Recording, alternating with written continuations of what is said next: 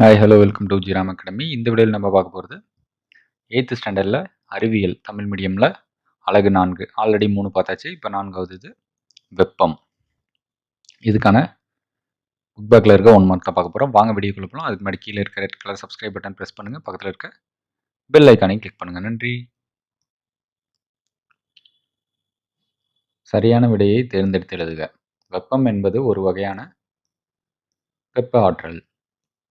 3வது ஆப்ஷன்.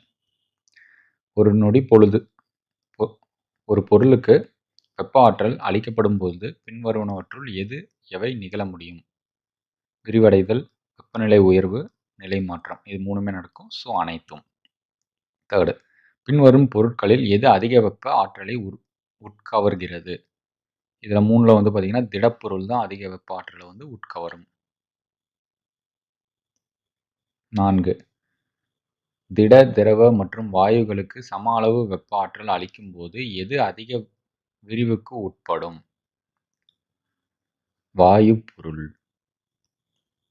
அடுத்த 5, திரவ நிலையிலிருந்து திடநிலைக்கு மாறும் நிகழ்விற்கு டேஷ் என்று பெயர். உறைதல்.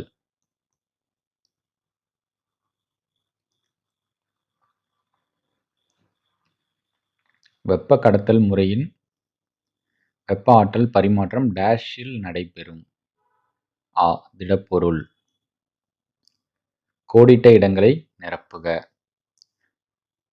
ஃபர்ஸ்ட், கலோரிமீட்டர் என்ற சாதனம் டேஷை அளக்க பயன்படுகிறது. ஏற்கப்பட்ட அல்லது இழைக்கப்பட்ட வெப்பத்தினை. ஏற்கப்பட்ட அல்லது இழைக்கப்பட்ட வெப்பத்தினை. 2, 1 கிராம் நிறையுள்ள நீரின் வெப்பநிலையை 1 டிகிரி செல்சியஸ் உயர்த்த தேவைப்படும் வெப்ப ஆற்றலின் அளவு டேஷ் எனப்படும். 1 கலோரி. 1 கலோரி. 3, வெப்ப கட்டுப்படுத்தி என்பது டேஷை மாறாமல் வைத்திருக்கிறது. வெப்பநிலை. 4, வெப்பநிலையிலிருந்து திரவ நிலைக்கு ஒரு பொருள் மாறும் நிகழ்விற்கு குளிர்தல் என்று பெயர். 5, ஒரு அமைப்பிற்கு வெப்ப ஆற்றலை அளிக்கும் போது அதன் வெப்பநிலை அதிகரிக்கும். 6, ஒரு கலனில் உள்ள திரவத்தின் வெப்பநிலையை உயர்த்தும் போது அணுக்களுக்கிடையேயான தொலைவு குறையும். 3 ரோமன். சரியா அல்லது தவறா என கூறுக. தவறு கூற்றை திருத்தி எழுதுக. ஒரு பொருளுக்கு அளிக்கப்படும் வெப்ப ஆற்றல் அப்பொருளில் உள்ள மூலக்கூறுகளின் சராசரி இயக்க ஆற்றலை அதிகரிக்கிறது. சரி. அடுத்து, ஒரு பொருளின் வெப்பநிலையை அதிகரிக்கும் பொழுது அப்பொருளின் பரிமாணத்தின் மதிப்பு அதிகரிக்கும்.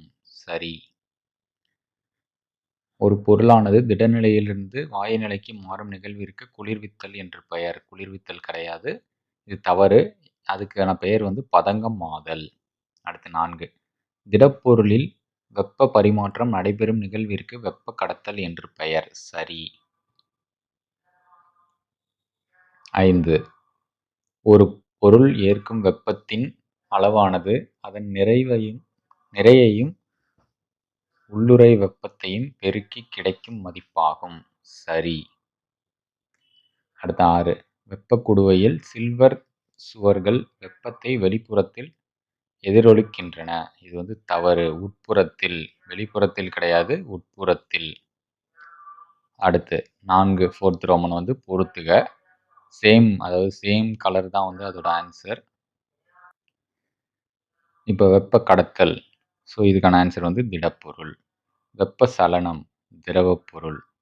வெப்ப கதிர்வீச்சு வாயு. பதங்கமாதல் திண்மம் வாயுவாதல். குளிர்வித்தல் வாயு திரவமாதல். ஸோ இதுதான் இதுக்கான ஆன்சர். அடுத்து, கூற்று காரணம் இது கேட்டிருக்காங்க. ஓகே, இதுக்கான ஆன்சர் பார்க்கலாம். இதுக்கான ஆப்ஷன்ஸ் பாருங்க, கீழே இருக்கு.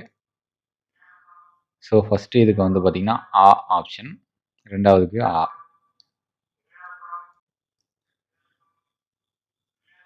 அதுக்கு பார்த்தீங்கன்னா வெற்றிடத்தில் வெப்ப ஆற்றல் பரவும் முறைக்கு வெப்ப கதிர்வீச்சு என்று பெயர்.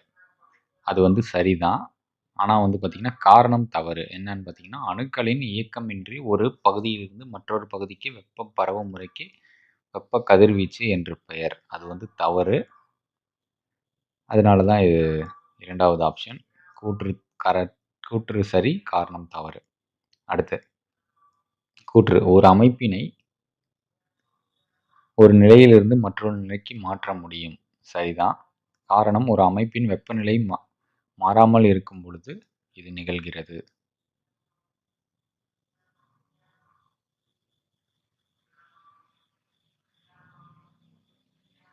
ரெண்டுமே சரிதான். ஸோ சரியான விளக்கம். ஸோ இதனால ஆப்ஷன். ஓகே. இதோட வந்து இந்த லெசனுக்கான எல்லா புக் பேக்கும் பார்த்தாச்சு. அடுத்த வீடியோவில் வந்து மீண்டும் சந்திப்போம். மறக்காமல் கீழே இருக்க red colour subscribe button press பண்ணுங்கள். பக்கத்தில் இருக்க பெல் ஐக்கானையும் கிளிக் பண்ணுங்கள். நன்றி.